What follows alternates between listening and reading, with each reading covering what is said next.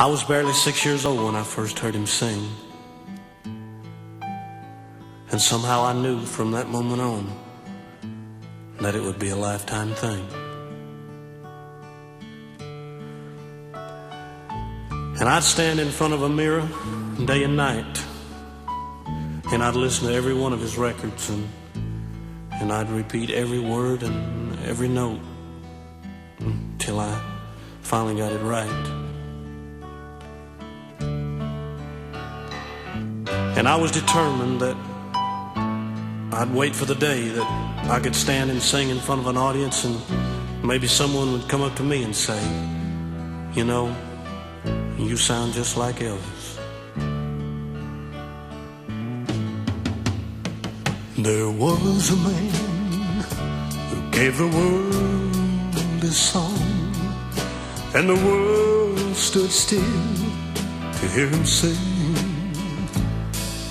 A simple man who took his faith alone, while all the world proclaimed him king. Now the king is gone, and oh, what a reign, and the crown on his head will remain. From a working man to royalty to everlasting fame, the king is gone, yeah, the king is gone, but long live his name.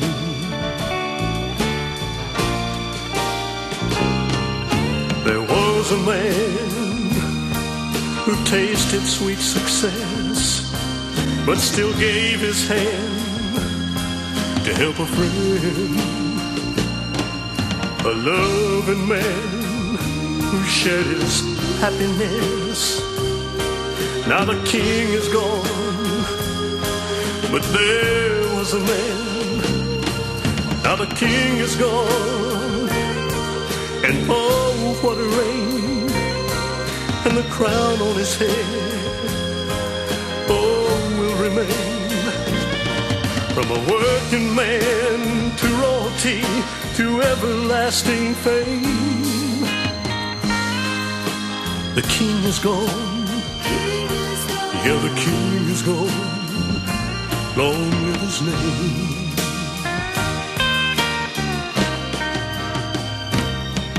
Yeah, the king is gone, oh, the king is gone, long live his name. Goodbye, Elvis. We'll miss you.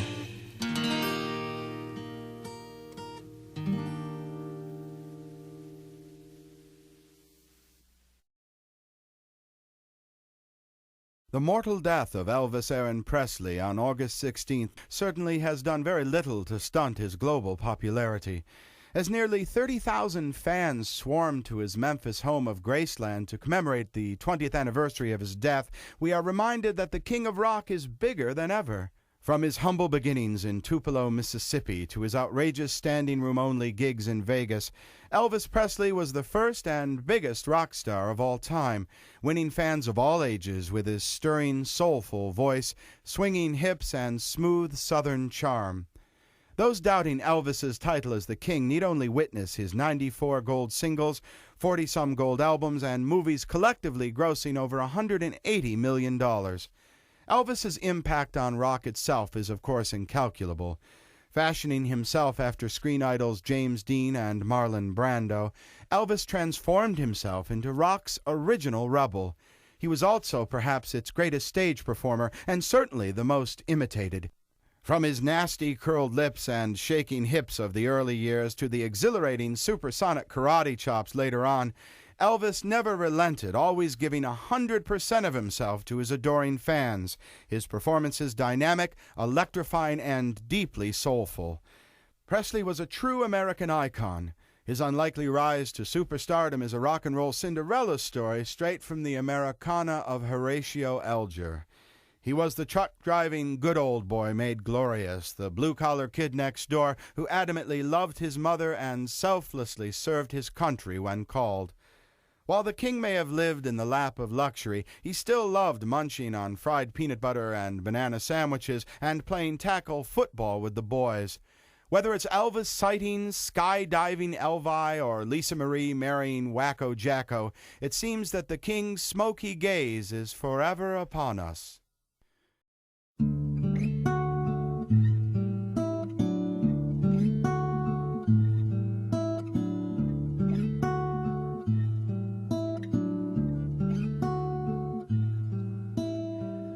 Love me tender, love me sweet, never let me go. You have made my life complete, and I love you so. Love me tender,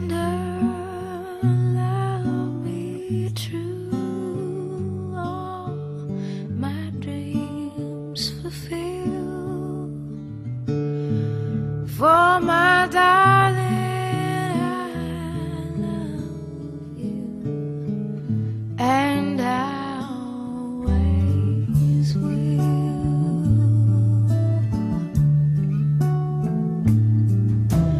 Love me tender, love me dear, tell me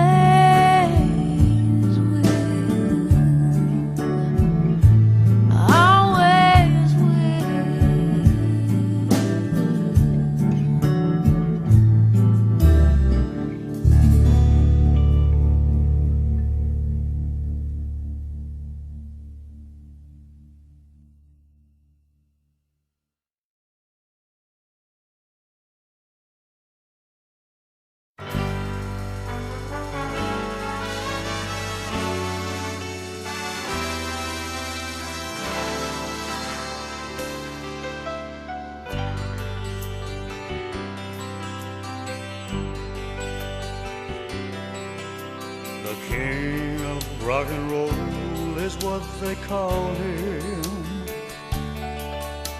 With music in his soul, there stood a man. There had never been a king before him, and surely there won't be a king again. His memory lives on and lasts forever. His memory lives on and lasts forever. But never again will he sing his sweet songs for men, for God has taken him by the hand.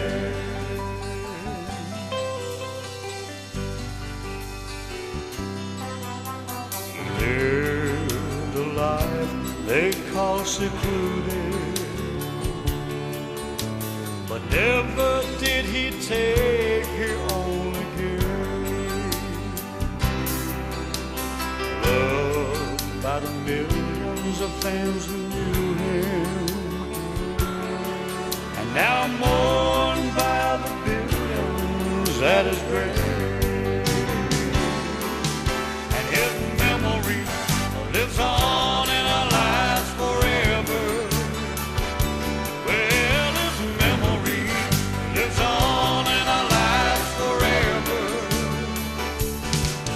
But never again will he sing a sweet songs for me. For God has taken him by the head.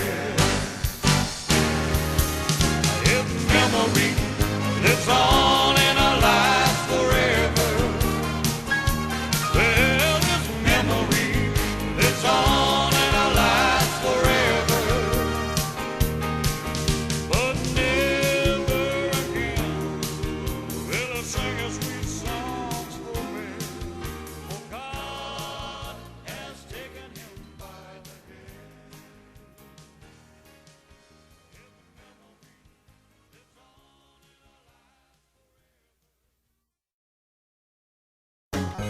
But no matter how silly, my pictures always made money. Aron used it to make back for Peter O'Toole, Richard Burton. Why couldn't he spend it on making rich with me? And the Colonel turned down dramatic roles because there was no music. You see, all the movie songs went through the Colonel, and they sucked like donkeys. The son of a bitch took 50% of everything from me. Then he'd shake down the writers for 50% of their cut. The result was the best songwriter stayed away. And I got old-fashioned songs that didn't maintain my singing career. I couldn't burn Nora in music, man. I tried to fight the Colonel, but I realized I'd have to finish up my movie contracts to win back my audience. Well, why did you stay with the Colonel? I was a very loyal person. I was taught to obey and respect elders, no matter what. And when I went to Germany, the Colonel worked hard to keep me as a star. Anyway, I wasn't concerned with the business of my career. You know, I was concerned with my fans and being the best I could be for them. A lot of entertainers had contempt their audience, but not me. Did you like doing all the fight scenes? Oh yeah, and there was fights in every picture. And I had learned karate in the Army, and it was new Hollywood at the time. Once, I even punched my horse. He wouldn't listen to me, wouldn't stop. So I punched him in the head, and after that, we were friends. I liked the cowboy moves. I even bought some horses and rode up Graceland.